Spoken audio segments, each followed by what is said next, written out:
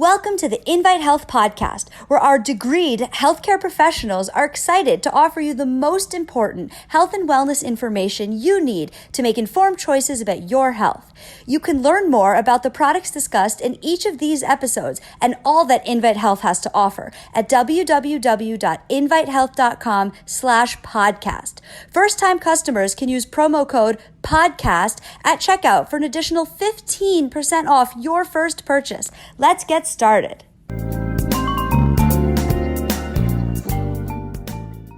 There's an important term called sarcopenia, and it's the loss of strength and muscle.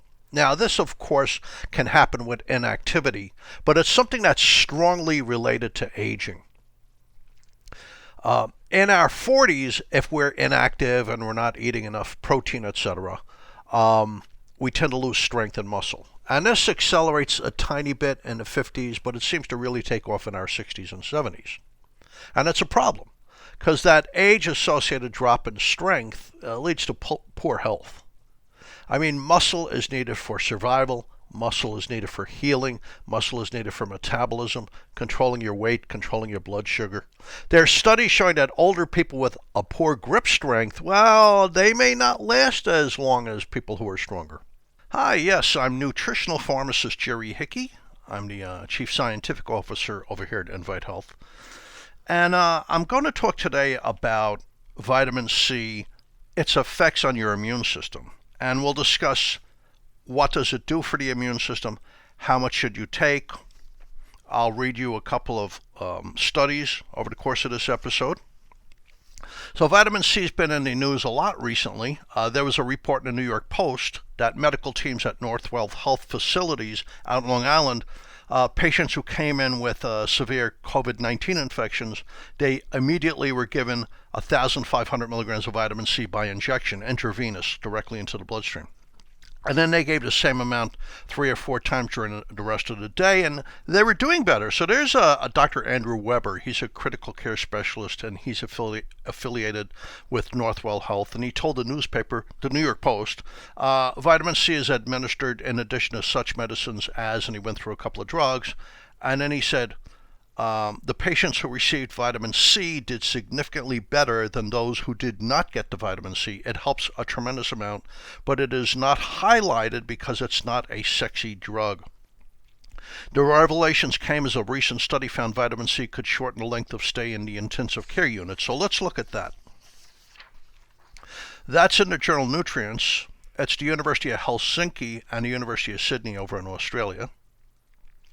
And they found that giving people vitamin C supplements, not injection, just swallowing it, like a 500 or 1,000 milligram tablet, at an average dose of 2,000 milligrams per day could significantly cut the length of time of stay in intensive care units. Now that's incredible. That's really important.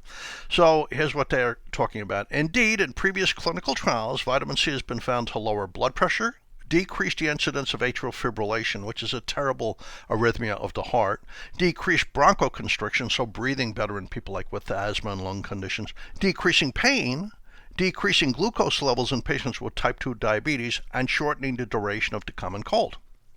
However, it is the potential benefit and for hospital stays that the authors focused on, noting that it is not uncommon for patients in hospitals, and particularly those in intensive care units, to have very low vitamin C levels in their blood. Now, this was based on 12 trials, and they found that giving people vitamin C as a supplement, there was more surety that they were getting out of intensive care units because you would like to survive, but they got out quicker.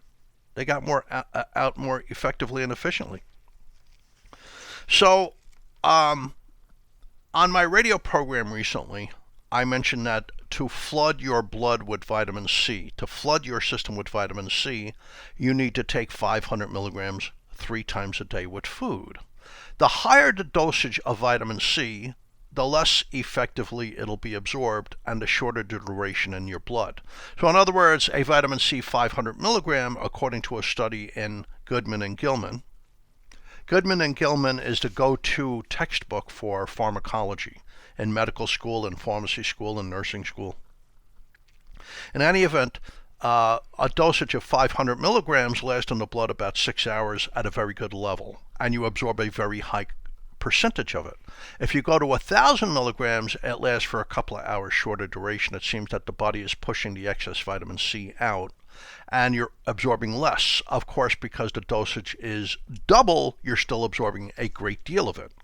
So the person called me and said, well, you said on your radio program that to flood your system, you need to take vitamin C 500 milligrams 3 times a day during infection. How come you told me 1,000 milligrams a day? I'm a diabetic.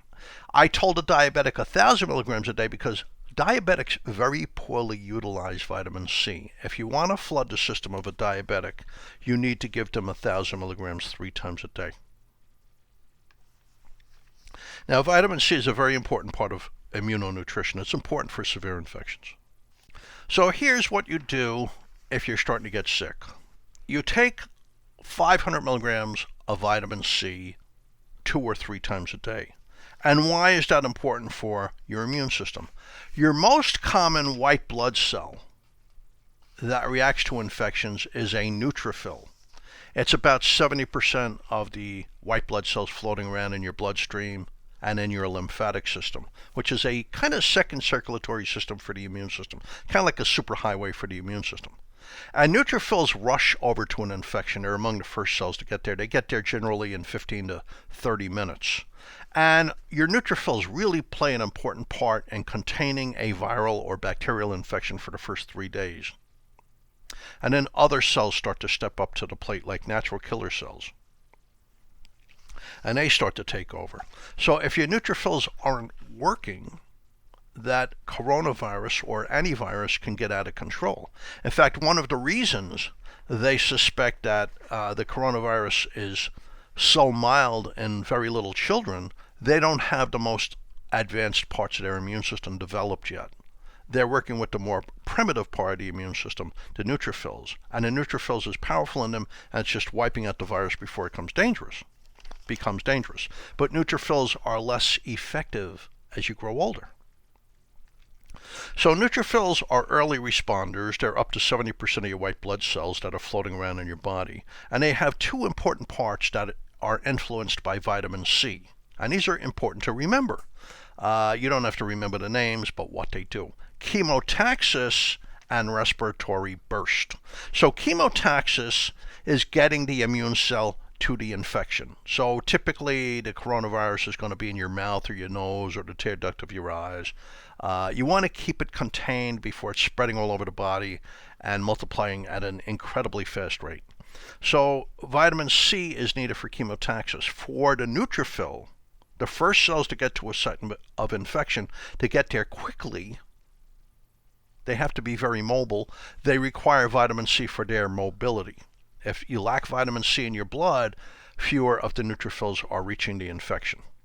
Now, secondly, respiratory burst. That means that the white blood cells got to the site of the infection, and now they're releasing chemicals that kill the virus. Things like hypochlorous acid, that's a weak acid, or hydrogen peroxide. They don't do that effectively, these immune cells, unless they're loaded with vitamin C. So let's look at some of the evidence. This is the European Journal of Clinical Nutrition. It's a very small, interesting study. It's in school children.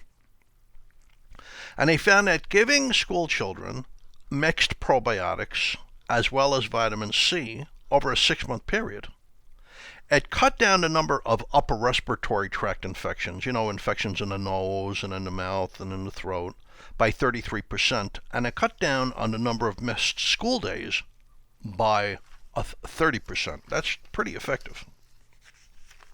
But now let's get into us adults. This is the University of Otago. That's in New Zealand. It's their postgraduate school of nursing. It's published in the journal Nutrients. And they're talking about vitamin C is soaked up by neutrophils. They actually reviewed 16 human clinical trials, so it's a systematic review and meta-analysis. Now, that's the highest level of evidence for something in the scientific realm. A systematic review means you're going through all of these websites that store the information, and you're culling out the studies that are looking at the same thing. In this case, do you need vitamin C to get to the infection with the immune cells and to fight the infection? And the answer is yes on both. Clinical trials in their meta-analysis showed that you need vitamin C for chemotaxis. An infected patient requires higher levels of vitamin C for the neutrophils to get to the infection, because the neutrophils soak up your vitamin C. If it's not there, you're in trouble. And 10 randomized controlled human clinical trials, they show that you need vitamin C for respiratory burst. In other words, your two major immune cells that get to the virus first, they're not going to work properly. One is a macrophage. They go through something called phagocytosis. They literally engulf the virus and swallow it and dissolve it. And the other is respiratory burst. That's the neutrophils we just spoke about a couple of minutes ago. They need vitamin C to release their chemicals. It's chemical warfare to kill the virus. Now, Leibniz University in Hanover, Germany. Their studies show that a number of different types of cells in our immune system has a wide variety of cells that accomplish different things, but it's all in the hopes of fighting off infections and cancer. A number of different immune cells rely on vitamin C. They accumulate vitamin C, otherwise they can't work. So a low level of vitamin C, you have reduced resistance to infections of all types. Any type of infection. And a greater intake of vitamin C, you have better immune system function. In their previous meta-analysis of a number of human clinical trials, it shows that vitamin C reduced the duration of viral infections such as the common cold. So here's Bayer Consumer Care, Bayer AG's over in Europe for the most part. They make Bayer aspirin. It's Annals of Nutrition and Metabolism. They go through several reviews. And they said vitamin C levels in white blood cells drops quickly during an infection. In other words, you need more to battle the virus or a bacterium. And vitamin C supplements improve our immune system function during an infection. They increase natural killer cell activity. That's really important. The first cells containing the infection are typically neutrophils and macrophages, and they're pretty powerful for the first 3 days. Then they start to wane, they start to tire out and decrease in number. So natural killer cells are arriving to the infection at about this point. It takes them about 3 days to truly get there in a good massive number. And natural killer cells, they kind of have a memory. They function as temporary resistance to a virus or a bacterium. So from day 3 to when you make antibodies, day 7, you need the natural killer cells to step in. Unfortunately, in aging people, they have plenty of natural killer cells, but they've lost their mojo. They're pretty weak. Vitamin C helps restore strength to the natural killer cells. That's a very important finding. And it increases the proliferation of lymphocytes. In other words, your white blood cells need vitamin C to multiply. And if you lack vitamin C, you have fewer immune cells.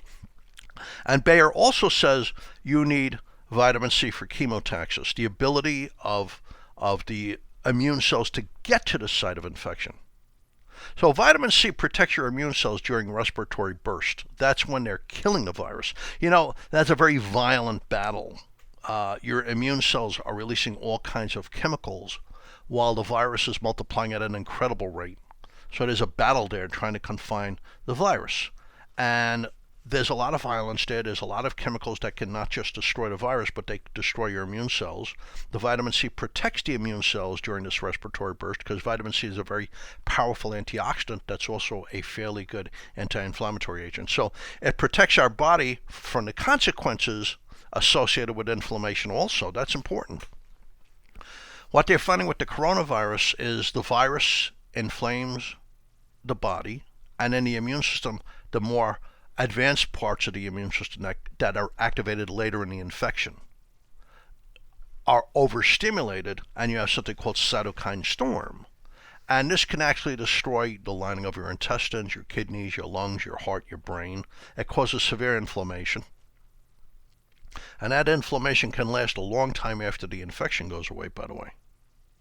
And they're saying that you need the vitamin C not just to activate the immune cells, not just to get them to the site of infection, not just to keep the immune system working long term, and not only to kill the virus, but to protect the human body from the effects of the virus on the immune system, the consequences associated with the inflammation engendered by fighting the virus itself. They go on to say a large number of human clinical trials shows that vitamin C and zinc supplements shorten the duration of infections of the respiratory tract. So that could be the lungs, that could be the bronchi, that could be the trachea, that could be the mouth, the nose.